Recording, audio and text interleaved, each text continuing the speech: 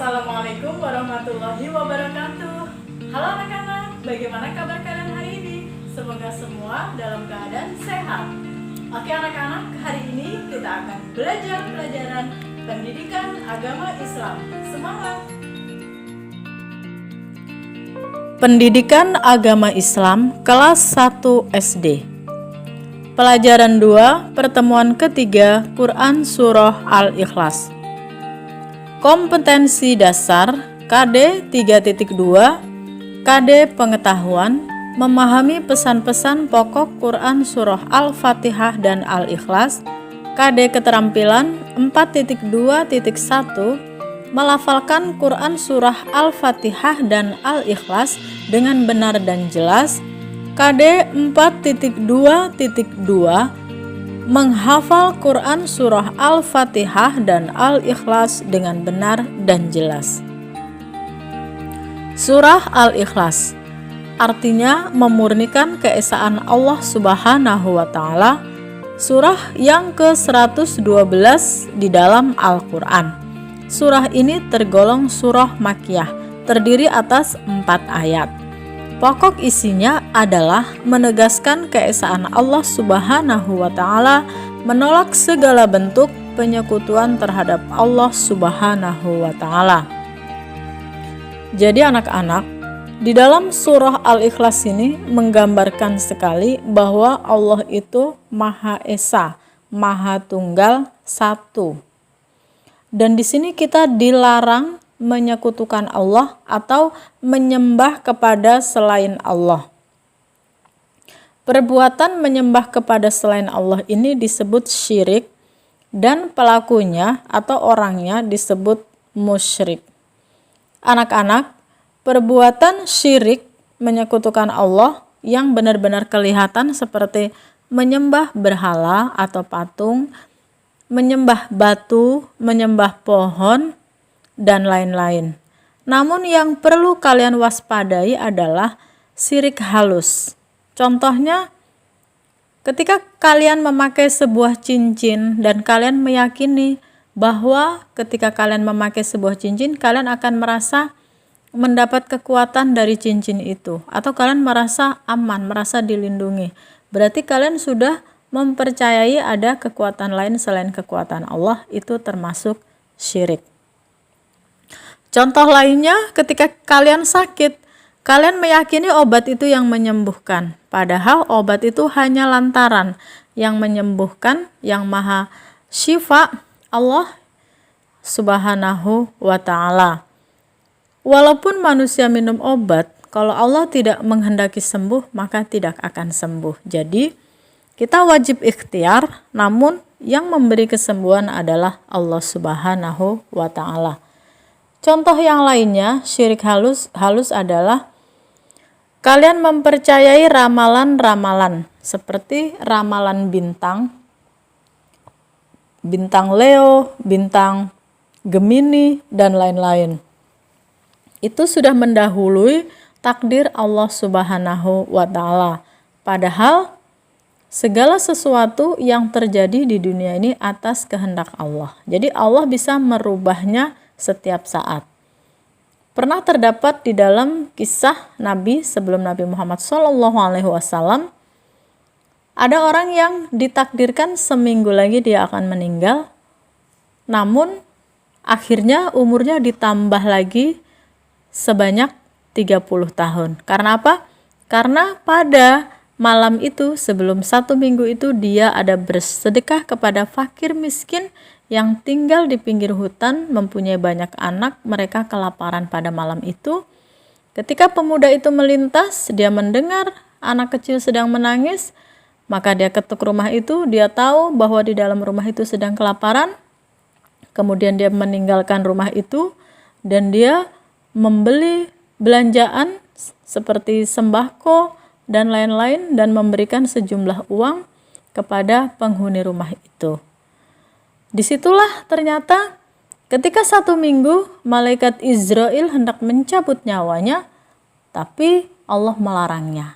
Tambahkanlah umurnya hingga usia 70 tahun baru engkau boleh mencabut nyawanya. Di situ artinya takdir bisa berubah. kalau Allah berkehendak. Itu anak-anak ya, jadi tidak bisa diramal-ramalkan. Lafal surah Al-Ikhlas ayat 1 dan 2. A'udzu billahi minasyaitonir rajim. Bismillahirrahmanirrahim. Qul huwallahu ahad. Allahus samad. Ayat 3 dan 4. Lam yalid walam yulad walam yakul lahu kufuwan ahad. Shadaqallahul azim. Anak-anak, silahkan diulang-ulang supaya kalian hafal. Terjemah Quran Surah Al-Ikhlas ayat 1. Qul huwallahu ahad. Katakanlah Muhammad, dialah Allah yang Maha Esa. Di sini menjelaskan bahwa Allah itu satu tunggal.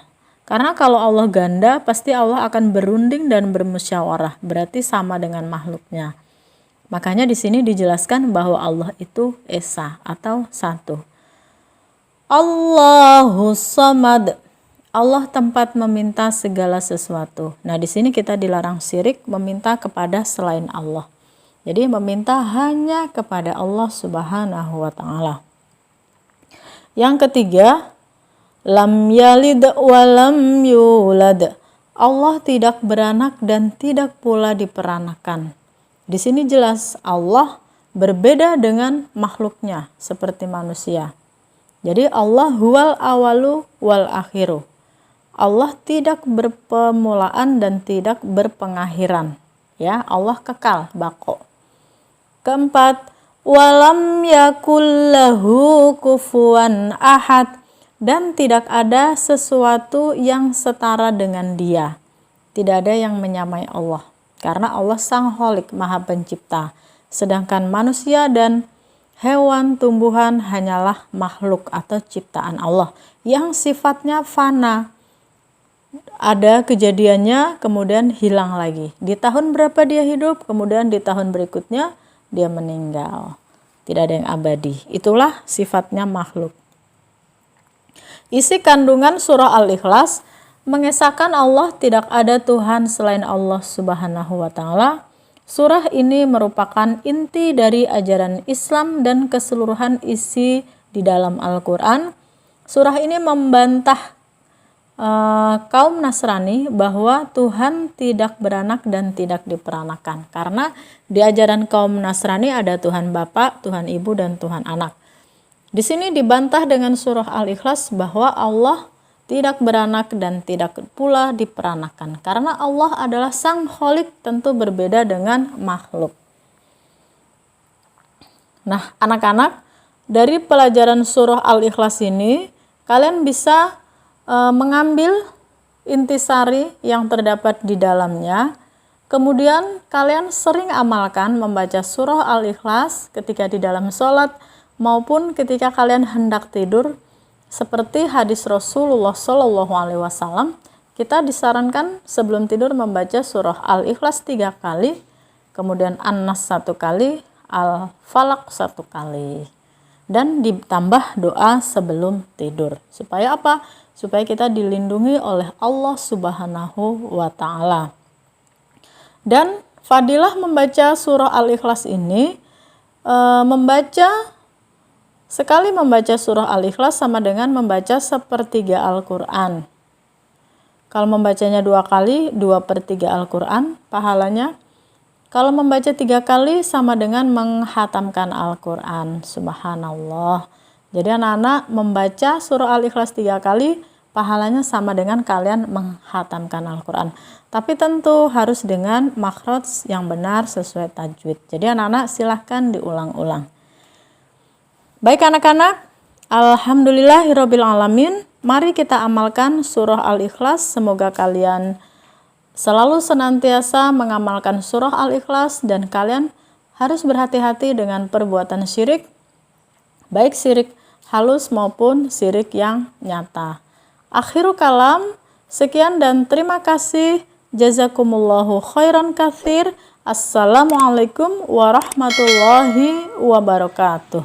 Alhamdulillahirrabbilalamin.